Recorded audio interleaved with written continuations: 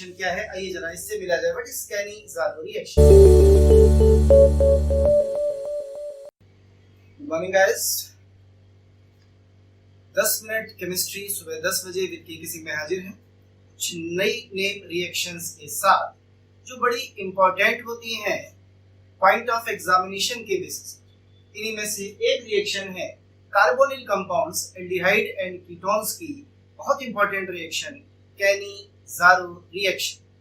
Cannizzaro reaction क्या है, आइए जरा इससे मिला जाए। What is Cannizzaro reaction?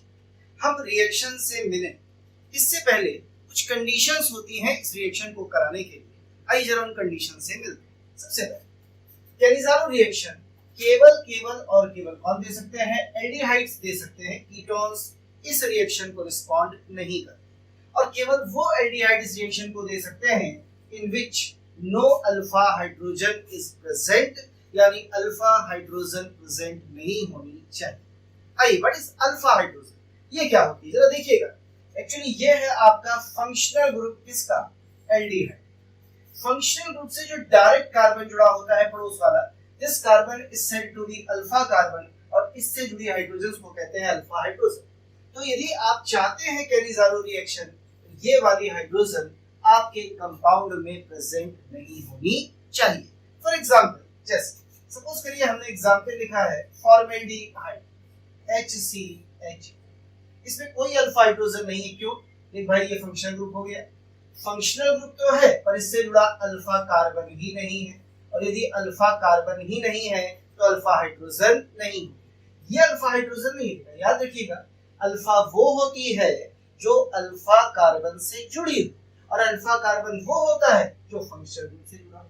या फंक्शनल ग्रुप से कोई कार्बन नहीं जुड़ा है, अल्फा कार्बन नहीं है, तो अल्फा हाइड्रोजन का सवाल ही नहीं होता। दूसरे नंबर पर इट इज CHO एंड बेंज़ल्डिहाइड। यदि अपन बेंज़ल्डिहाइड को देखें बेटा, तो यहाँ पर बेंज़ल्डिहाइड में जो ये वाला कार्बन आपको नजर आ रहा है ना, ये कार्बन अल्फा है।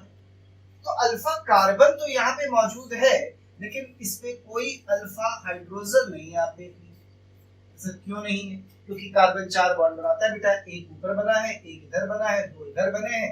इसका मतलब it contains no alpha hydrogen, इस पे कोई अल्फा हाइड्रोजन नहीं है। तो ये भी आपकी कैनिज़ारो रिएक्शन रिस्पॉन्ड कर सकते हैं। फिलहाल तो मैं केवल ये देख रहा हूँ कि किस पे है और किस पे नहीं।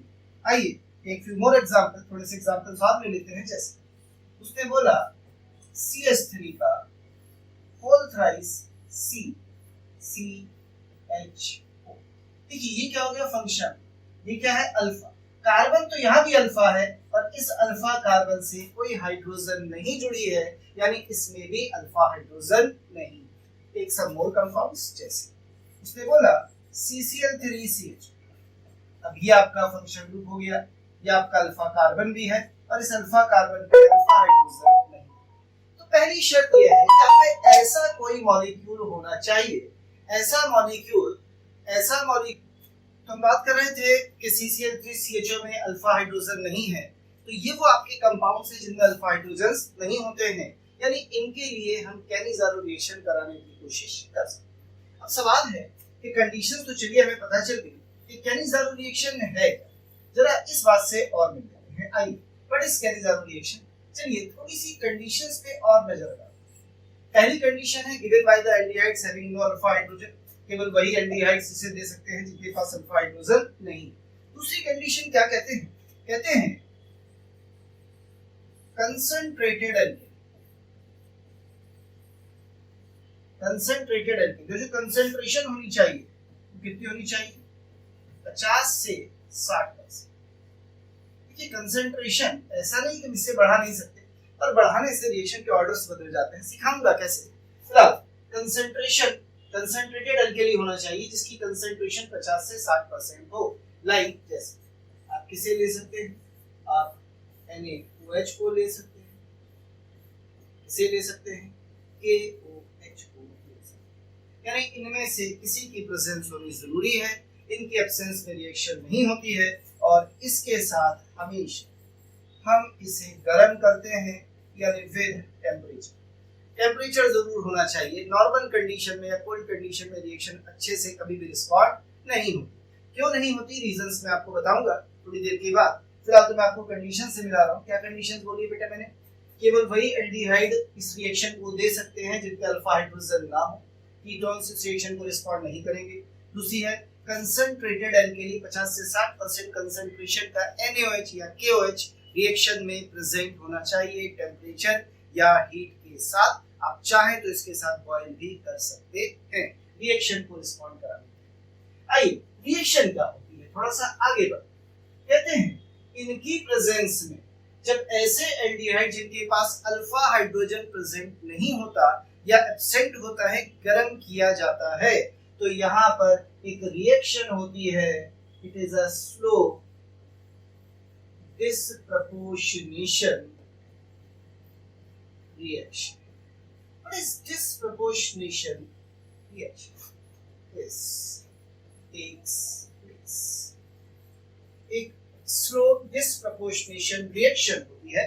स्लो का मतलब टाइम लगता है रिएक्शन होने में, 15 से 25 मिनट लग जाते हैं, 20 से 25 मिनट लग जाते हैं रिएक्शन होने में। What is disproportionation reaction? ये डिस्प्रपोर्शनेशन रिएक्शंस क्या होती है? क्या आपको कुछ याद है, कुछ जानकारी है डिस्प्रपोर्शनेशन के बारे में?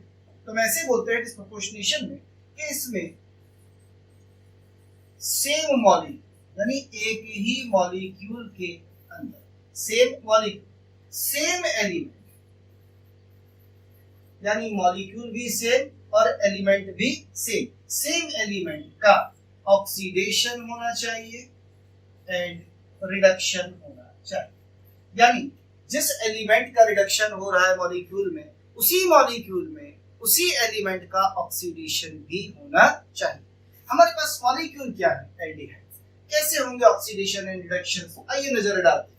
तो क्या सपोज करिए कि ये आपके पास कोई aldehyde group CH double bond, यहाँ पे बॉन्ड फ्री है, हम कुछ भी जोड़ देंगे, ये हमारा ग्रुप है एल्डिहाइड। एक्चुअली बस इतना ग्रुप रिएक्शन में पार्टिसिपेट करेगा, इधर जो कुछ भी लगा होगा उसका रिएक्शन में कोई पार्टिसिपेशन नहीं। अब देखिए होगा, आपने बोला कि दो रिएक्शन पॉसिबल है। कौन कौन सी दो रिएक्शन पॉसिबल है? एक ऑक्सीडेशन और दूसरा reduction. What is oxidation? Oxidation का मतलब क्या होता है? ऑक्सीडेशन का मतलब होता है ऑक्सीजन का एडिशन। ऑर्गेनिक कंपाउंड में ऑक्सीजन का जुड़ना ऑक्सीडेशन कहलाता है, या हम कह देते हैं ऑक्सीडेशन नंबर का बढ़ना ऑक्सीडेशन कहलाता है। What is reduction? हाइड्रोजन का जुड़ना रिडक्शन कहलाता है, या ऑक्सीडेशन नंबर का घटना कहलाता है रिडक्शन। तो सबसे पहले देखिए ये कार्बन की ऑक्सीडेशन स्टेट को निकालूं तो आप देखिए यदि सपोज करिए मैंने यहाँ H जोड़ दिया है, मान लीजिए मैंने फॉर्मेल्डिहाइड दिया, तो यहाँ ऑक्सीडेशन स्टेट आएगी 0।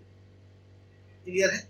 अब इधर जाएंगे ऑक्सीडेशन होगा तो ऑक्सीडेशन नंबर बढ़ेगी, इधर जाएंगे रिडक्शन होगा तो ऑक्सीडेशन नंबर घटेगी। अभी चेक करके दिखाता हूँ। चलिए, जब ऑक्सीडेशन होगा और आप ऑक्सीजन जोड़ेंगे तो प्रोडक्ट विल बी, आपको जो प्रोडक्ट मिलेगा वो क्या मिलेगा? COH। यानी आपने CHO में क्या जोड़ दिया? O जोड़ दिया, COOH बन गया, यानी आपको मिलेगा एक कार्बोक्सिलिक एसिड। क्योंकि बेस की प्रेजेंस होगी तो ये किसमें बदल जाएगा? अपनी साइड में। रिडक्शन कराइए, रिडक्शन का मतलब है हाइड्रोजन का जुड़ना। मैंने इस बॉन्ड को तोड़ा, एक H इधर जुड़ा, एक H इधर जुड़ा, तो देखिए क्या बना? आपको मिला है CH2OH। क्या बन गया बेटा? एक एल्को, यानी रिडक्शन से क्या बनेगा? एक अल्कोहल बनेगा। और ये जो भी एल्डिहाइड आप लेंगे उसके आपके पास कितने मोल्स होने चाहिए? 2 मोल्स होने चाहिए, या 2 मॉलिक्यूल भी बोल दिया जाता है, बट मैं तो मोल्स ही मान के चलता हूँ कि 2 मोल्स होने चाहिए। एक मोल कन्वर्ट होगा अल्कोहल में रिड्यूस होके, एक मोल कन्वर्ट होगा कार्बोक्सिलिक एसिड के साल्ट में ऑक्सीडाइज। आइए समझते हैं रिएक्शन कैसे, एक एग्जांपल से समझते हैं। सपोज करिए आपको उसने एग्जांपल दिया है formaldehyde, that is HCH double bond O plus, 2 बार लेना है तो एक बार और ले लेता हूं HC। रिएक्शन कराई किसके साथ? NaOH कंसंट्रेटेड के साथ करा। जब आप इसे कंसंट्रेटेड NaOH के साथ गर्म कर रहे हैं तो जरा देखिए, इसका हो गया रिडक्शन, तो हाइड्रोजन को मैंने ऐसे जोड़ दिया, क्या बन गया जरा बता दीजिए? बन गया एल्कोहल। इसका हो गया ऑक्सीडेशन, तो CHO किसमें बदल गया, COOH में, तो आपको प्रोडक्ट मिल गया HCOOH। बेस प्रेजेंट है तो HCOOH को किसमें बदल देगा, HCOON। हम चेक करना चाहते हैं क्या ये डिस्प्रोपोर्शनेशन रिएक्शन है, आइए चेक कर लेते हैं। किसी एक को देख लो, यहाँ कार्बन की ऑक्सीडेशन स्टेट निकालिए 0 आएगी, यहाँ कार्बन की ऑक्सीडेशन स्टेट निकालिए 0 आएगी, निकाल सकते हैं। तो ऑक्सीजन की -2 है, 2 हाइड्रोजन की +2 है, -2 + 2 0, तो कार्बन की 0 आएगा। पर यहाँ भी आप कार्बन की ऑक्सीडेशन स्टेट निकालें विल बी माइनस, यहाँ पे कार्बन की ऑक्सीडेशन स्टेट निकालें will be plus. Formic acid carbon monoxide, इनमें +2 होती है ऑक्सीडेशन स्टेट ऑफ कार्बन, तो निकाल के दिखा दो। चलिए कार्बन की निकालनी है x मान, 4 हाइड्रोजन है +4 हो गई, ऑक्सीजन की -2 बराबर 0, सॉल्व कर लीजिए तो x बराबर कितना आ गया, -2। देखिए तो ध्यान से देखिए रिएक्शन को, तो आपको नजर आएगा यदि मैं एक एक करके देखूं, लुक हियर, 0 से कितनी हो रही है, -0 से -2 यानी रिडक्शन, 0 से +2 यानी ऑक्सीडेशन। यदि मैं ऑक्सीडेशन नंबर के बेसिस पर देखूं और यदि मैं इसे सिंपली ऐसे ही देख लूं तो बताइए ये रिडक्शन है, हाइड्रोजन जुड़ रही है, या ऑक्सीडेशन है, ऑक्सीजन जुड़ रही है, सामने आपके प्रोडक्ट्स। क्लियर? एक रिएक्शन चलिए और सपोज करिए हमसे रिएक्शन कराई गई C6H5CH, बेंजीन 2 बार लेना है, एक बार और ले ले, C6H5CH। आप ये मत सोचिए कि मैं इसे 2 बार लेता हूं, एक बार में ही बेंजीन में डालेंगे, दोनों साथ ही साथ बस अलग अलग लिख देते ताकि दिखा सके रिएक्शन। किससे रिएक्शन कराएंगे बेटा, सेम कंसंट्रेटेड NaOH 50% गर्म, एक का हुआ रिडक्शन यानी H इधर जोड़ा, H इधर जोड़ा, एक का हुआ ऑक्सीडेशन, जिसका रिडक्शन हुआ जरा देखिए C6H5CH2। ठीक है, मैंने कहा था केवल इतने ग्रुप की रिएक्शन है ये CHO, बाकी C6H5 जैसा है वो वैसा ही रहता है, इसमें कोई चेंज नहीं है। और प्लस साथ में क्या बनेगा, C6H5COOH जो बदल जाएगा साइड, तो benzyl alcohol plus sodium benzoic. इस रिएक्शन को बोलते हैं कैनिज़ारो रिएक्शन। कुछ लोग इसे सेल्फ कैनिज़ारो भी कहते हैं, सेल्फ मतलब दोनों में एक जैसी अपने आप एक साथ होती है, यह है कैनिज़ारो रिएक्शन। आइए इस कैनिज़ारो रिएक्शन पे थोड़ा सा हम और आगे बढ़ना चाहें, बढ़ते हैं, कुछ ज्ञान की बातें बताता हूं, फिर रिएक्शन को और आगे बढ़ाऊंगा। बात करते हैं इंपॉर्टेंट,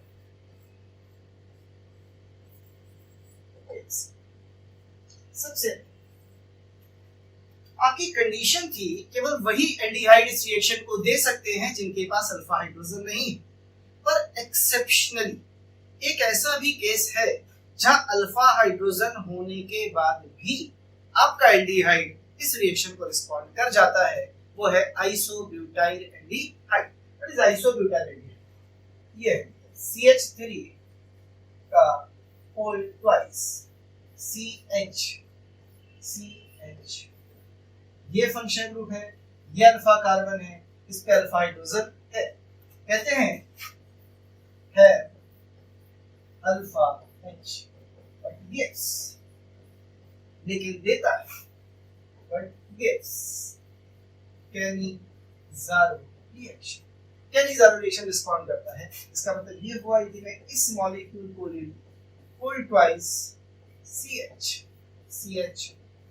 कितनी बार, 2 बार, और इसकी रिएक्शन करा दो इसके साथ NaOH 50% के साथ और इसे गर्म करो, तो 2 बात होंगी। देखिए केवल इसकी रिएक्शन है, इधर के पोर्शन से कुछ लेना देना नहीं, ये ऐसे ही आ जाएगा CH3 का फुल ट्वाइस CH, पहले प्रोडक्ट में भी CH3 का फुल ट्वाइस CH, दूसरे प्रोडक्ट केवल इसकी रिएक्शन। इसे रिड्यूस करेंगे तो क्या बनेगा, CHO से CH2OH, ऑक्सीडाइज क्या करेंगे तो क्या बनेगा बेटा, COOH, इसका साइड बन जाएगा COOH।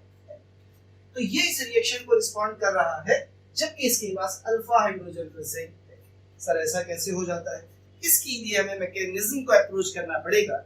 मैकेनिज्म देखेंगे थोड़ी देर के बाद, फिलहाल आगे बढ़ जाते हैं थोड़ा सा। तो यहाँ अल्फा हाइड्रोजन होने के बाद भी कैनिज़ारो रिस्पॉन्ड हुई। आइए नेक्स्ट एग्जांपल देखते हैं, दूसरे पॉइंट कहते हैं कि CCl3CH कौन है बेटा, CCl3CH। ये आपका फंक्शन ग्रुप है, अल्फा कार्बन है, अल्फा हाइड्रोजन नहीं है, no alpha H, but does not gives, और ये नहीं देता कैनिज़ारो रिएक्शन प्रॉपर। ये प्रॉपरली कैनिज़ारो रिएक्शन को रिस्पॉन्ड नहीं करता। कहते हैं इसमें अल्फा हाइड्रोजन नहीं है तो इसे तो देनी चाहिए, पर ये नहीं देता। वैसे तो ये चीज भी मैकेनिज्म से समझ में आती है कि CCl3 एक अच्छा लीविंग ग्रुप बन जाता है, पर हम ऐसे कहते हैं कि यदि आप इसकी रिएक्शन NaOH से करा देते हैं, ठीक है, तो ये कैनिज़ारो देने की बजाय हाइड्रोलाइज हो जाता है। आपने सुना होगा क्लोरीन का हाइड्रोलिसिस, इससे क्लोरोफॉर्म बन जाता है, और हाइड्रोलिसिस कराएंगे तो इधर H देंगे वाटर से, इधर OH देंगे, यहाँ माइनस आएगा और यहाँ प्लस। क्या बनेगा जरा बताइए? मेन प्रोडक्ट इज क्लोरोफॉर्म और साथ में फॉर्मिक एसिड। अब क्योंकि एसिड है, बेस की प्रेजेंस है, तो क्या बना देगा? साइड। यानी यहाँ पे ठीक से नहीं हुई, एक प्रोडक्ट तो बना और दूसरा प्रोडक्ट नहीं बना। तो हम ये कहते हैं कि ये ठीक से कैनिज़ारो रिएक्शन को रिस्पॉन्ड नहीं करता, बल्कि उसकी बजाय हाइड्रोलाइज हो जाता है, और हाइड्रोलाइज होकर आपको ये प्रोडक्ट देता है जब आप लेते हैं CCl3CHO। कोई डाउट है बेटा? 2 पॉइंट्स क्लियर है दोनों पॉइंट्स। आइए थोड़ा सा और आगे मूव ऑन, पॉइंट नंबर 3, तीसरे पॉइंट पर। तीसरा पॉइंट कहता है कि जो कैनिज़ारो रिएक्शन है, यदि हम इसका ऑर्डर निकालें, यानी हम इसके काइनेटिक्स की बात करें, what is here order of Cannizzaro reaction, तो ये ऑर्डर ऑफ कैनिज़ारो रिएक्शन 3 भी होता है और 4 भी। ये डिपेंड करता है कंसंट्रेशन ऑफ NaOH पर। यदि आपकी कंसंट्रेशन ऑफ NaOH 50 से 60% है तो रिएक्शन ये हो जाती है, लेकिन यदि यही आपकी कंसंट्रेशन गलती से कहीं 80% इसके आसपास हो जाए तो यही रिएक्शन 4th ऑर्डर काइनेटिक्स को फॉलो करना शुरू करेगी। ऐसा क्यों? ये भी मैकेनिज्म की बात है, पर मैं चाहूंगा आप इसे याद रखें कि 3rd ऑर्डर रिएक्शन है कब? जब कंसंट्रेशन 50% है, क्योंकि हमारे सिलेबस में यही रिएक्शन है 50% से 60% कंसंट्रेशन के साथ।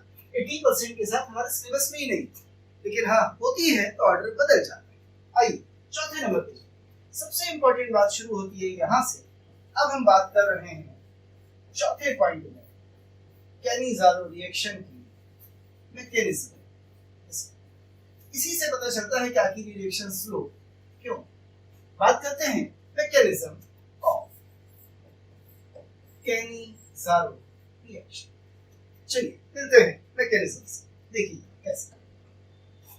जब हम कैनिज़ारो की मैकेनिज्म देखते हैं, पहले नंबर पर ये आपके पास फर्स्ट मोल आपके कार्बोनिक कंपाउंड का ये रहा, और पहली स्टेप में इस पर अटैक करता है बेस यानी OH-।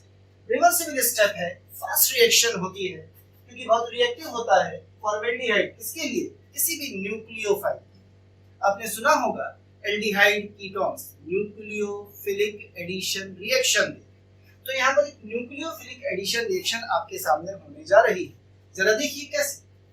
जब ये OH इस पे अटैक करेगा तो यहाँ से इलेक्ट्रॉनों का ट्रांसफर होगा ऊपर, हुआ कार्बन पर आएगा पॉजिटिव चार्ज, O पर आएगा नेगेटिव चार्ज, तो ये वाला नेगेटिव इस पर अटैक करेगा तेजी से, यानी कैसी स्टेप है आपकी?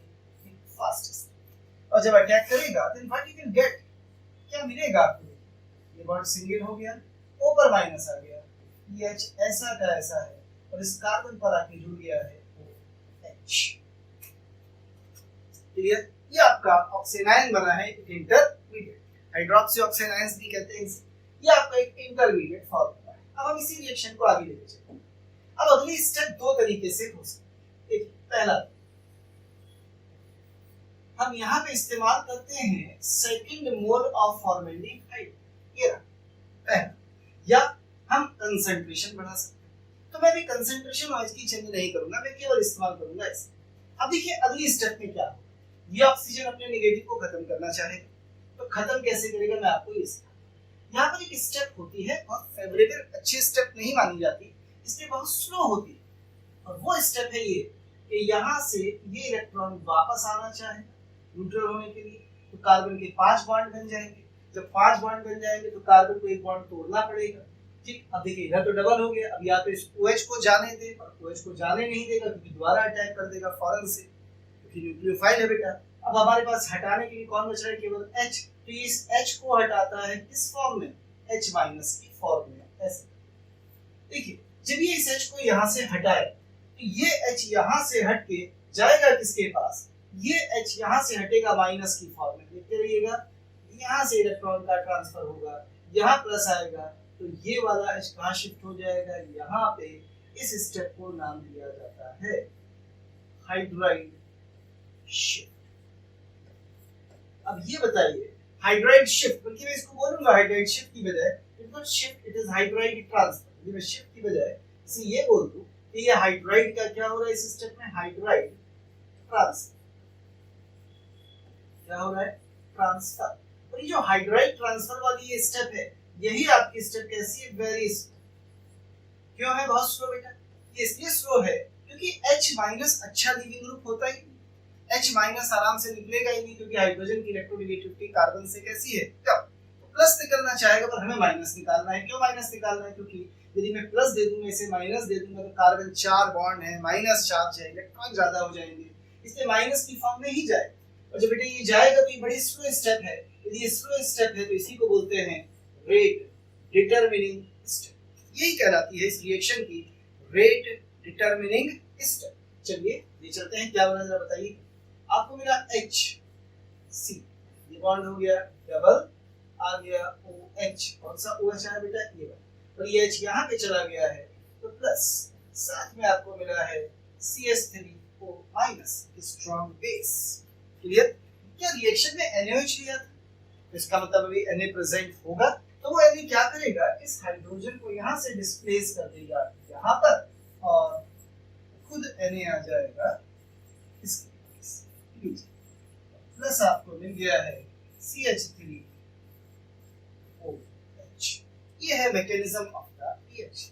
तो यदि इस मैकेनिज्म में मुझसे पूछा जाए कि आप रेट लॉ कैसे लिखेंगे, तो मैं रेट लॉ कुछ ऐसे लिखूंगा बेटा कि इस रिएक्शन का जो रेट है वो इक्वल्स टू है रेट कांस्टेंट इन फॉर्मेल्डिहाइड के कितने मॉलिक्यूल्स यूज किए हैं? वो whole square into OH minus.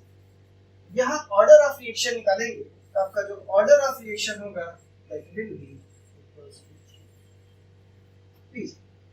लेकिन एक बात है कि यहीं पर यदि मैं OH की कंसंट्रेशन बढ़ा देता तो ये रिएक्शन थर्ड ऑर्डर कैसे हो जाता? देखिए मैकेनिज्म तो खत्म, हालांकि बियॉन्ड 10 में बस ये बात है, तो मैं ये आपको साइड में दिखा देता हूँ। यदि OH आयन कंसंट्रेशन बढ़ जाए, ये मैकेनिज्म अलग हो गई है, मैं अलग कर रहा हूँ बेटा इसे, तो ये OH- यहाँ पे ढूंढता है अटैक करने के लिए, मैं इस पे जा नहीं सकता, इस H का निकलना बड़ा मुश्किल था, डिफिकल्ट था, रेयर था, इसलिए धीरे धीरे इस H को लिखिए ऐसे लिखिए, तो ये तुरंत इस वाले OH के साथ OH- क्या बना लेगा? वाटर। और जैसे ही वाटर बनाएगा आपको क्या मिल जाएगा पता है? आपको मिल जाएगा HCO-।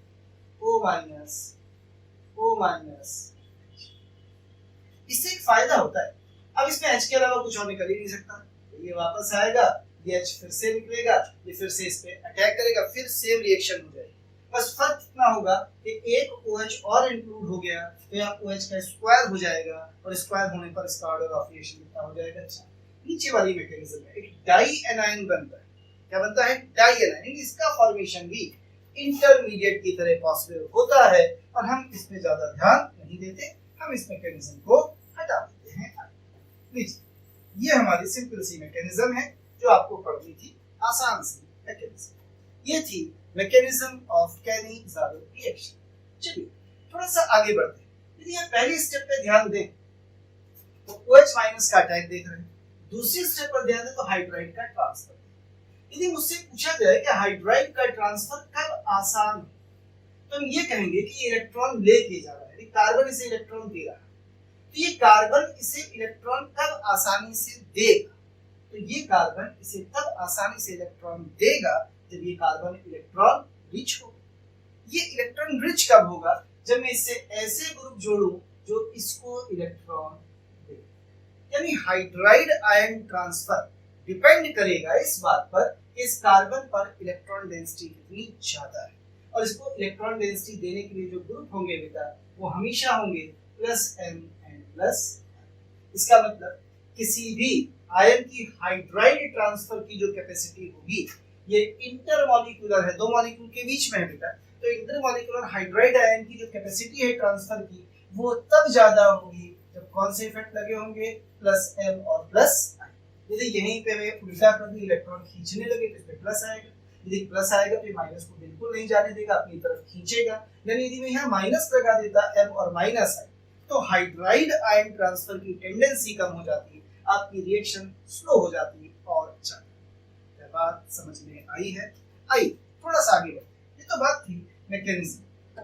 कुछ और पॉइंट्स होते हैं इसके, इंपॉर्टेंट पॉइंट्स हैं बहुत ज्यादा. आइए जरा उन पॉइंट से बात कर लेते हैं. तो सबसे पहला पॉइंट ये है कि इसके बाद एक रिएक्शन आती है, इसे बोला जाता है क्रॉस कैनिज़ारो रिएक्शन. क्रॉस का मतलब आप समझते हैं, दो डिफरेंट स्पीशीज. यानी यहाँ पर हम क्या यूज करते हैं, टू डिफरेंट एल्डिहाइड्स जिनके पास अल्फा हाइड्रोजन ना. जब दो डिफरेंट एल्डिहाइड्स ले लें तो ऐसी कंडीशन में रिएक्शन कहलाती है क्रॉस. पर यदि दो डिफरेंट एल्डिहाइड हो गए बेटा तो उसमें एक का ऑक्सीडेशन होगा, एक का रिडक्शन होगा. यदि अलग अलग दोनों हो गए, यदि अलग अलग हो गए तो रिएक्शन डिस्प्रपोर्शनेशन नहीं होगी. तो जहां रिएक्शन क्रॉस कैनिज़ारो है वह याद रखिए ये डिस्प्रपोर्शनेशन रिएक्शन नहीं है. इसका मतलब जब हम क्रॉस कैनिज़ारो कराएंगे तो हम इसको बोलेंगे it is not disproportionation reaction. यानी ऑक्सीडेशन होगा, रिडक्शन भी होगा, और अलग अलग कंपाउंड्स का होगा. यदि अलग अलग कंपाउंड्स का होगा तो ये इंटरमॉलिक्यूलर रिडॉक्स होगी, डिस्प्रपोर्शनेशन रिएक्शन नहीं. क्लियर है? आइए क्या होती है क्रॉस कैनिज़ारो रिएक्शन और किसका हम कराएंगे ऑक्सीडेशन और किसका हम कराएंगे रिडक्शन. तो याद रखिए हमेशा सिंपल सा तरीका है, जो मोर रिएक्टिव होगा, मोर रिएक्टिव याद रखिए, जो मोर रिएक्टिव होगा उसका कराएंगे ऑक्सीडेशन, यानी क्या बना देंगे एसिड का सॉल्ट. और जो लेस रिएक्टिव होगा, लेस रिएक्टिव, उसका कराएंगे रिडक्शन, क्या बना देंगे एल्कोहल. सर ऐसा बड़ा आसान सा है जवाब देना. देखिए ये आपका C double bond OH aldehyde, यहां मैंने कोई ग्रुप चुना. मेरी बात को समझिएगा ध्यान से. पहली स्टेप क्या थी? पहली स्टेप थी मैकेनिज्म में अटैक ऑफ OH माइनस. कहां होता था? यहाँ. जिस पर ये OH अटैक करता था वही एसिड बनता था, यदि आपको याद. पक्का? अब बताइए ये OH किस पे अटैक करेगा? ये दो कार्बोनिल कंपाउंड जिसका न्यूक्लियोफिलिक एडिशन का रेट ज्यादा होगा या कम? ऑब्वियसली ज्यादा होगा, यानी जिसकी रिएक्टिविटी ज्यादा हो, यानी जिसमें यहाँ पॉजिटिव चार्ज कम होगा कि ज्यादा? ज्यादा होगा. यहाँ पॉजिटिव कब ज्यादा होगा? जब यहाँ कैसा ग्रुप लगा होगा, -m एंड -i. यानी न्यूक्लियोफिलिक एडिशन इस पर डिपेंड करेगा, इंडक्टिव और मेसोमेरिक. -m -i इलेक्ट्रॉन को क्या करते हैं, अपनी तरफ खींचते हैं. पॉजिटिव लगाएंगे, ये तेज अटैक करेगा, तेज अटैक करेगा तो इसका क्या बन जाएगा? एसिड. यानी मोर रिएक्टिव एल्डिहाइड जो होगा वो एसिड बनाएगा, और जिसकी रिएक्टिविटी कम होगी उसको हम रिड्यूस करा देंगे बेटा. इसमें रिड्यूस करा देंगे एल्कोहल. याद रखिएगा हमेशा. क्लियर? दूसरी खास बात जो आपको याद रखनी है वो याद रखिएगा ये कि हमेशा OH माइनस का अटैक जिस पर होगा वो ज्यादा रिएक्टिव होगा, वही एसिड में या सोडियम साल्ट में कन्वर्ट होगा. पक्का? एक छोटी सी टिप है, सबसे लास्ट में बताऊंगा. पहले जरा मैं इनकी रिएक्शंस को देखना चाहता हूं. आइए मिल लेते हैं रिएक्शंस. जैसे उसने बोला कि एक आपने लिया है HCH+, एक आपने लिया है बेंजीन. जितने भी एलिफेटिक एल्डिहाइड्स हैं उनकी रिएक्टिविटी हमेशा एरोमेटिक एल्डिहाइड से कैसी होती है? ज्यादा. लीजिए NaOH के साथ कंसंट्रेटेड करंट, ये मोर रिएक्टिव है. यदि ये मोर रिएक्टिव है तो ये किसमें बदलेगा? एसिड. और जो लेस रिएक्टिव है बेटा वो किसमें बदलेगा? बिल्कुल आसान सी रिएक्शन। या सपोज करिए कल वो कहे एक बेंजील्डिहाइड पहला, दूसरा भी बेंजील्डिहाइड, तो अब चेंज करने के लिए मैंने CH3 लगा दिया। कैसा इफेक्ट है CH3 का? प्लस M प्लस I, हालांकि हाइपर कॉन्जुगेशन है जिससे प्लस M शो करता है, पर प्लस M लिख सकते हैं। अब बताइए तो ये रिएक्टिविटी को क्या करेंगे? डिक्रीज, यानी ये कैसा हो गया? Less reactive. ये कैसा हो गया? More reactive. रिएक्शन कराई बेटा आपने किसके साथ? वही कंसंट्रेटेड NaOH के साथ, गरम किया, तो जो मोर रिएक्टिव है वो क्या बना? ऐसे ये जिसमें नीचे CH3 नहीं लगा, प्लस दूसरा क्या बना? लेस रिएक्टिव वाला जिसमें नीचे CH3 लगा।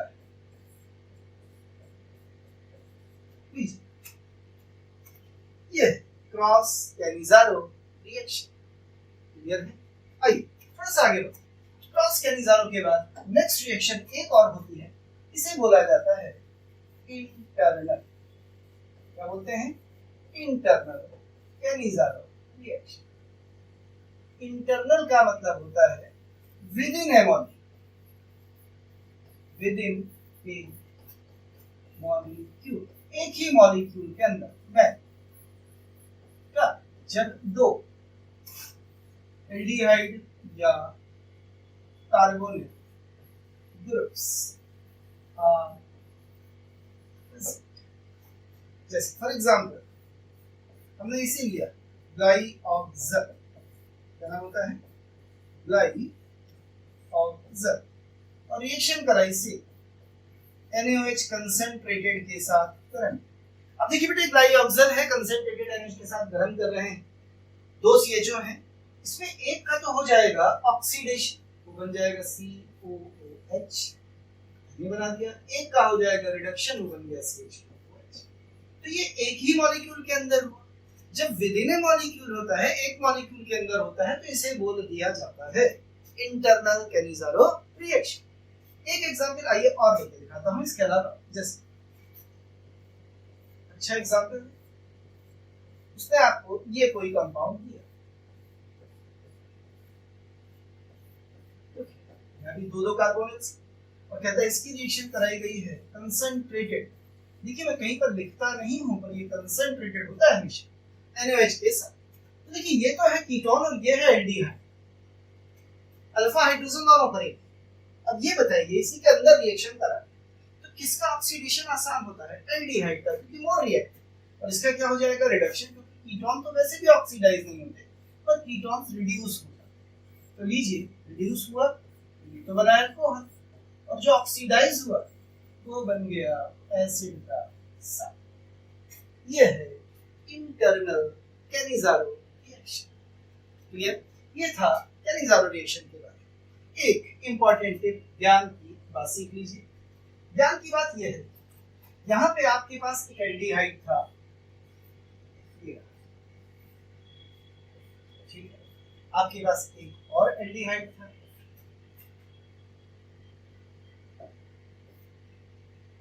ठीक है, और आपने यहाँ पर यूज किया था कोई एक बेस जैसे N।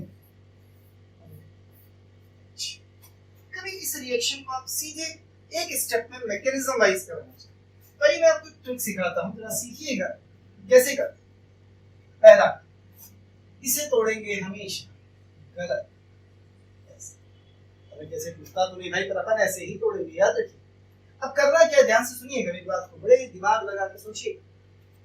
लुक हियर, कोई एक पर एडिशन होता है न्यूक्लियोफाइल, जिस पर एडिशन है सपोज करो वो ये। क्लियर? तो मैं इसे जोड़ देता हूं, पूरे को उठा दिया, जोड़ा। अब याद रखिएगा ये कौन है? H, एक जो हाइड्राइड ट्रांसफर होता है वो, और एक H ये रहा। हमेशा याद रखिएगा ये वाला जो H है इससे जुड़ा है O से, तो O से जाता है O पर, C से जाता है C। जो O वाला H है वो O पर, जो C वाला H है वो C पर। फटाफट जरा देखिए क्या बना, सी, ये H कहाँ गया इस पर, क्या 2 हो गए, CH2 और ऊपर H आया प्लस, ये किस पे गया इस पर, तो क्या बना, COO। फिर समझिए कैसे तोड़ा, थोड़ा गलत है मैं मानता हूँ, पर एक स्टेप में बनाने का तरीका सिखाया। ये वाला H किससे जुड़ा है, NaOH से, O वाला O पर, और हाइड्राइड ट्रांसफर होता था किससे, C से, तो C वाला C पर जुड़ा। तो इसका फायदा क्या है, ये फायदा दिखाता हूँ मैं। सपोज करिए कि वो आपसे कभी ये क्वेश्चन पूछेंगे, तो ये था फॉर्मेल्डिहाइड, पहला ये था फॉर्मेल्डिहाइड, दूसरा, और कहता है इसकी रिएक्शन कराई गई NaOD सोडियम ड्यूटेरॉक्साइड के साथ, प्रोडक्ट बताइए क्या, तो पसंद किया जाए भाई, इसे पसंद करते हैं, तो यहाँ से ट्रांसफर ऊपर होगा, तो ये वाला पोर्शन ऐसे तोड़ा था मैंने, ये वाला पोर्शन देखिएगा कहाँ आके जोड़ दिया है, इस वाला, क्लियर। अब इस पर क्या करते थे जरा याद करिए, ये D किससे जुड़ा है, O से, तो किस पे जाएगा, O, फिर हाइड्राइड ट्रांसफर, ये H किस पे जुड़ा है, C पर, तो किस पर जाएगा, C पर, क्या प्रोडक्ट बनेगा, CH3OB प्लस, साथ में क्या बनेगा, इधर D का कोई ना, HCO। मतलब कभी आइसोटोप्स इस्तेमाल कर दिए गए तो फिर ये आपके काम, क्लियर। O वाला H O पर जाता है, C वाला H C पर जाता है, दूसरे मॉलिक्यूल में आपको Na जोड़कर उसको क्या बना देते हैं, सीधे सीधे ऐसे। याद रखिएगा मोर रिएक्टिव पर हमेशा एसिड बनेगा, लेस रिएक्टिव पर हमेशा अल्कोहल बनेगा। ये थी कैनिज़ारो रिएक्शन, और भी बहुत सारी टिपिकल चीजें इसके अंदर आती हैं, और हमारे एग्जामिनेशन पॉइंट ऑफ व्यू से इतना काफी है बेटा। ये थी कैनिज़ारो, थोड़े से क्वेश्चन है इसके, मैं सॉल्व तो नहीं करा रहा हूँ, पर मैं आपको क्वेश्चन दिखा रहा हूँ, होमवर्क समझ लीजिए, आपको करने हैं। I will discuss for next class. आइए मिलते हैं क्वेश्चंस। आइए कुछ क्वेश्चन से सामने हैं, question number 1 and question number 2। Homework है आपके लिए, आपको करने हैं, देख लीजिए। पहला क्वेश्चन, दूसरा क्वेश्चन देख लिया, पॉज करके देख सकते हैं आप इसे। क्वेश्चन नंबर 3, 4, ये रहा question number 3 and question number 4।